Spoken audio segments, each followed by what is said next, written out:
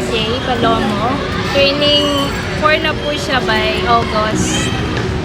Sa August 5, turning 4 na po siya. Nung na-diagnose siya na meron siyang safety cytos and versus, ano siya, 1 month old. Tapos dinala namin siya dito sa PCM, sa Philippine Heart Center. Tapos doon, nung na-confine siya ng 3 months, binigyan kami ng no hope ba. Sabi wala na daw ano yung heart niya. Tapos nung sa PCMC, doon kami nabuhayan kasi nung na-ICU siya doon ng 7 months. Doon nila sinabi na may pwedeng gawin sa heart niya. Bali yung heart niya, cytos and versus. Hindi lang pala yung heart niya yung baliktad. Lahat pala ng internal organs. So yung ang nangyari lang sa heart niya is kulang ng 2 chamber. Sa kanya 2 lang, dapat 4 po. Tapos hindi daw po makita yung pulmonary arteries niya. Sa ngayon po, dahil for open heart surgery, meron siyang maintenance na sildenafil every 12 hours. Yung sa operation naman po, as long as magkaroon siya ng sponsor, pwede po siyang operahan any time naman. Tapos, bali, nung napasok po kami ng Adonais Mercy Houses, halos kalalabas niya lang din ng ICU na namin nakilala yung foundation. 3 months siya. Opo. Yun po yung parang, hanggang ngayon, dito pa rin po kami nakaalalay pa rin po. Bali po nag-refer sa amin na kamag-anak sa Isabela po. Tapos pinakilala si Ma'am Aimee. Okay. Si Ma'am Aimee, tapos nakilala ko na sila sister dyan. Tapos kaya po yung, nung na-ICU siya, hindi naman kami, parang puro utang, ganyan. Hindi naman lahat na ibigay ng government. Pala, 6 weeks kami sa ICU na. Umabot ng 500,000 yung bill niya. Kasi nakatubo siya ng 28 days. Kaya doon kami nahirapan. Hanggang ngayon, although bumabangon na rin konti-konti ngayon, pero hirap pa din. Pero ang inaano lang talaga namin yung maintenance niya mo. Yun lang naman po yung ano niya. Ang sinabi po sa amin ng heart center is 500. Tapos yung angiogram niya is nasa 50 to 60,000 naman. So, ang sabi po naman ng doctor is 2 times daw po siguro siyang operahan. Para unahin nila yung i-correct yata, yung kailangan i-correct nila. Okay. Tapos may susunod pa daw pong operation. Madalas siyang mapagod pero kailangan talagang lumaban muna eh. Hindi Pero naman siya, hindi naman siya sakit. Yun pa rin pinagpe-pray ko na wag sana kasi hindi pa kasi mentally, parang may trauma pa ako yung nangyari sa kanya nung first time niyang natubuhan, 50-50, ganyan. Kaya nung talagang naiyak ako nung nakita ko na siya nung inalis na yung tubo niya.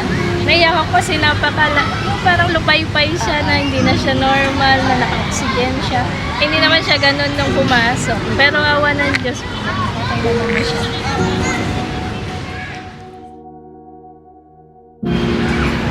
Okay, magandang araw po. Ito po si Raven de la Cruz. 7 years old po.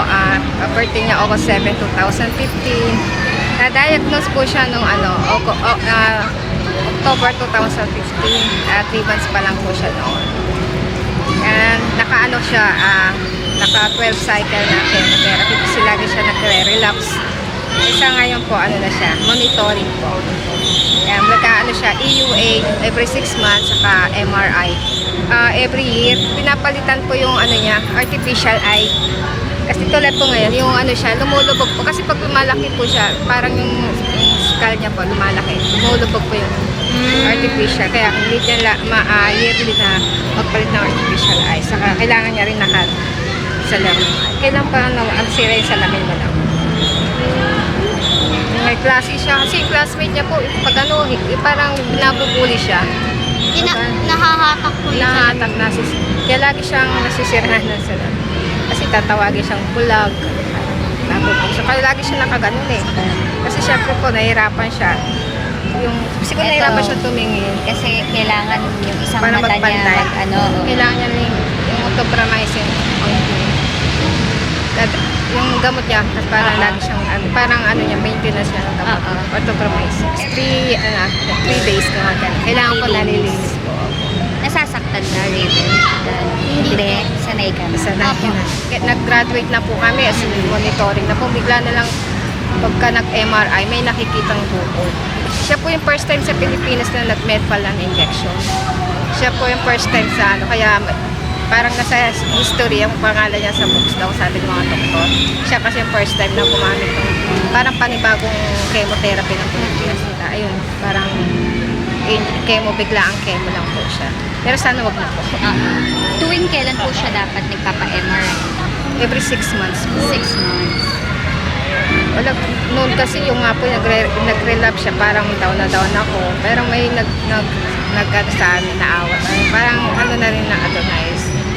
Sabi, sige, kayo siya, masali kayo doon sa si ma'am, yata, Irma. Irma. Nabagyo po kasi kami noon eh. Time na yun na kami, sisingis talaga yung bahay namin, wasak eh.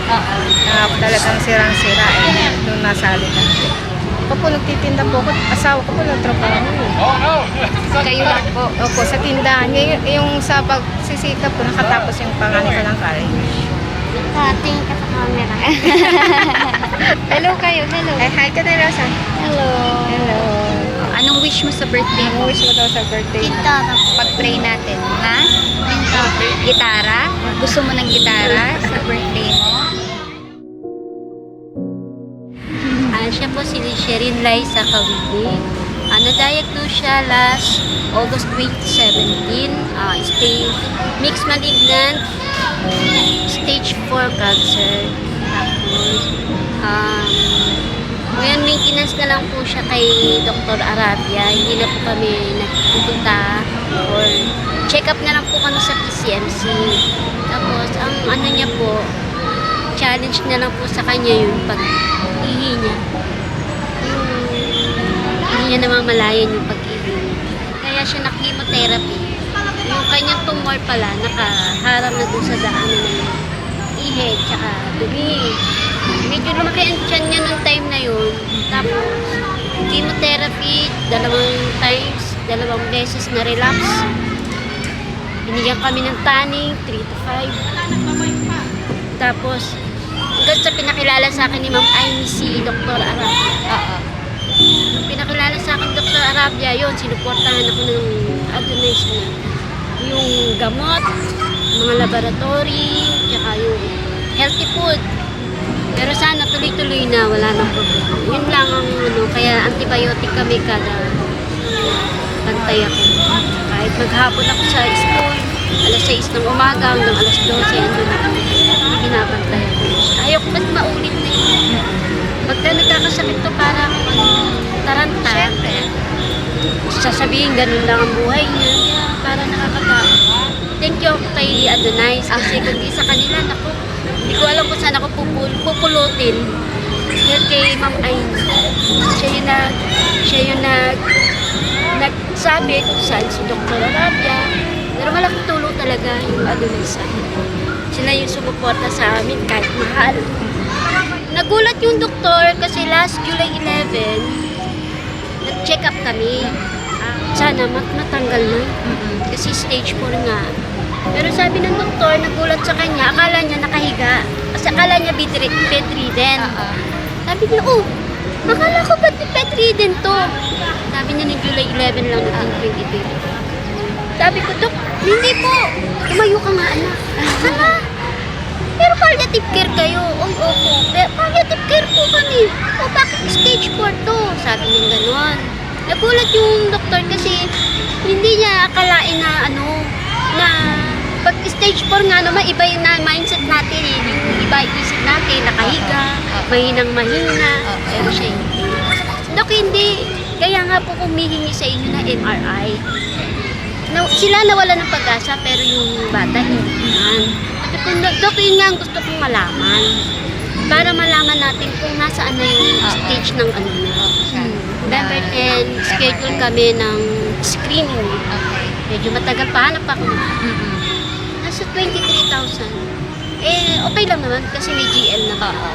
May pondo ako dun sa PCMC. Kaya magagawa. Ang problema ko lang yung mga gamit, yung gagamitin na anesthesia. Pero yung mga tutulog sa kanya, yung mga gamot na yun na lang ang mga paggagawa ko. Magsa 7 years old na siya sa September 3. Kaya nga sabi ni Ma'am Amy sa Miracle, siya yung tinatawag ng Miracle. Alam ko, yung sasabihin mo mamatay ang anak mo, yung ganun. Siyempre, hindi mo maano na, yung paano mo tatanggapin? Oo, sinasabi lang natin, pero yung akwan, kaya pa ba natin? Parang hindi ko nakakayanin. Sasabihin. Pero nung nakita ko talagang laki na yung laki. Pero nakita ko yung ano niya, yung paglaban niya. Pinagpatuloy ko. Alam mo naman kayo niya.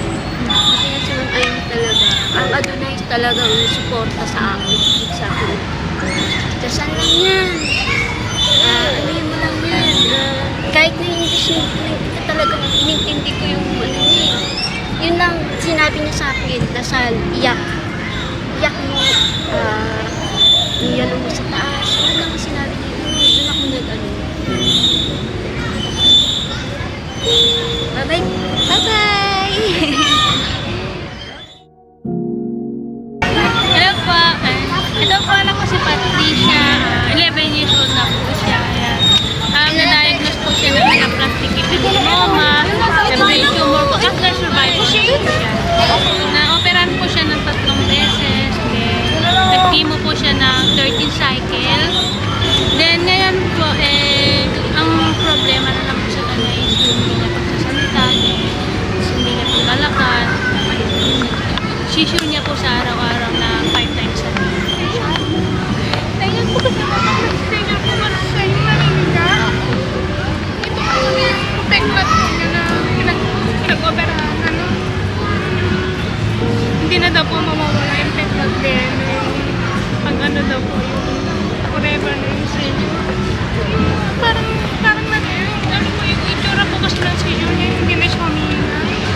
Segundo din po kasi siya, 30 seconds na hindi siya humihinga. So yung tinakbo po namin siya dito sa ng isang araw. Nagbigay din po kasi yung adonay siyang pamasay. Kung wala po yung pamasay namin ito. Nagpapasalamat po ako kay Ma'am Amy kasi nagpadala po sila ng pamasay namin. Kasi kung hindi po nagpadala pa rin, hindi po namin siya napatignan sa pero tapos laging bumunog yung ngipin niya pag gabi. So sabi po ng doktor, kailangan na daw po siya ma-operahan sa gamis po niya. Tapos yung MRI niya po yung problema namin sa kanyang hindi po niya paglalakad. So yung pinaka-nakakatakot po na ano namin kasi parang hindi siya umiyak. Pero pag gaganito po kasi siya, masisya po siya ng gaganyan po siya. Tapos pag yung gano'n na po siya, parang nanigas na. So nakakatakot po yung sisyo niya.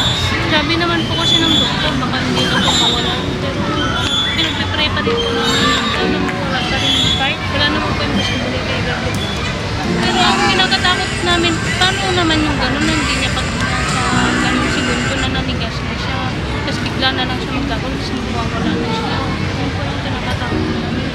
MRI po naging every 6 months. Kaya maglalagad po ako bukas ano, mag-iingit ako ng tulong sa mga. Kasi na ano, kasi buting po siya magbigay. Pero makaipon ako ng pangin. Sama niyo po sa prayer na kung yun man po ang sabi ng doktor na forever man po yung decision niya. Naniniwala pa rin po ako sa Panginoon na siyempre di po. Salamat po sa lahat. Natatouch pa rin ako kasi kahit maraming hindi mo ito nilalang mabait no, tumutulong sila kami. Tulad kanina, ang daming pagkain, daming toy, ang daming book, di ba ang saya? Kaya mo din kasi pwede lang ako ka lang pinaglalagay.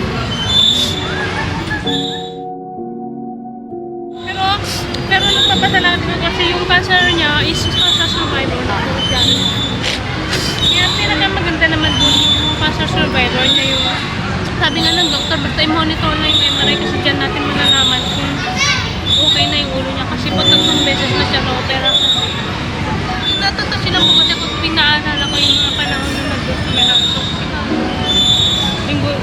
Chemo siya, tapos lalabas kami, tapos babalik na naman. Ganun yung mga ganun. Pero hindi ko ma-imagine din na ayun, nakayanan ko pala na mag-alaga sa kanya. Pwede nga lang, yung iba kong lakas, ibigay ko sa kanya para mag-alaga. Ito po kasi mahina na to hindi na gumagawa. Itong kaniwaan niya sa 2013 po kami nag-start sa siya, saka ako, tapos yung mister ko, yung baby ko, kinata ko na. So, 1-3 yung isa, tapos nagpadala ko sa mamay ng 3K lang. Yung ko natagdala na lang. Salamat po sa lahat. Salamat po.